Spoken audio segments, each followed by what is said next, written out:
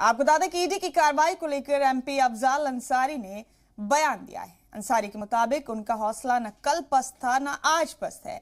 जो सही होता है उसकी रूह के अंदर एक अलग तरह की ताकत आ जाती है, वही उनकी ताकत है।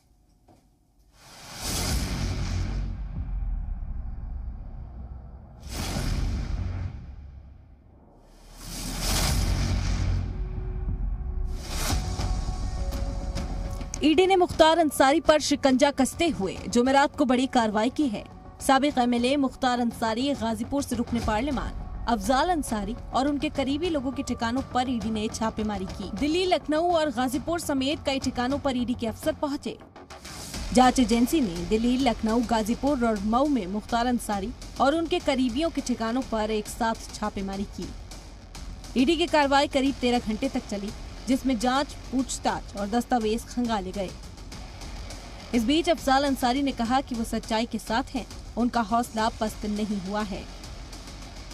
मेरा हौसला न कल पस्त था न आज पस्त है, क्योंकि जो सही होता है उसके अंदर, उसकी आत्मा के अंदर एक अलग तरह की शक्ति होती है, वो मेरी है। मैं गलत नहीं हूँ, मुझे गलत साबित नहीं किया जा सकता। मुख्तार अंसारी के मुश्किलें लगातार बढ़ती जा रही हैं। मुख्तार अंसारी के और मुख्तार अंसारी के सहयोगी के खिलाफ ईडी की कार्रवाई चल रही है। गणेश दत्त मिश्रा जो उनके करीबियों में गिने जाते हैं, उनके घर ईडी की छापेमारी हुई। फिर उसके बाद खान बस मालिक यानी मुश्ताक खान के घर पे ईडी के छापामारी, और अब विक्रम अग्रहरी जो स्वर्ण व्यवसायी हैं, उनके यहाँ ईडी की छापेमारी चल रही है, जो तस्वीरों में देख सकते हैं। इस केस में मुख्तार अंसारी के खानदान के करीब सभी अरकान से पूछताछ हो चुकी है। कई नोटिस देने के बाद मुख्तार के बेटे अब्बास अंसारी और बड़े भाई सिकबतुल्लाह अंसारी से भी पूछताछ हो चुकी है।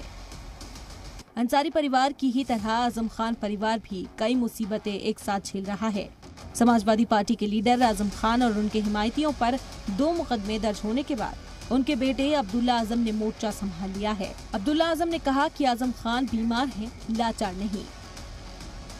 समाजवादी पार्टी अरकान असेंबली के मुताबिक जब उनके लीडर पर दर्ज सभी मामलों में जमानत मिल रही है, तो उन्हें फंसाने के लिए अलग से नए मुकदमे दर्ज कराए जा रहे हैं। ब्यूरो रिपोर्ट, जी मीडिया।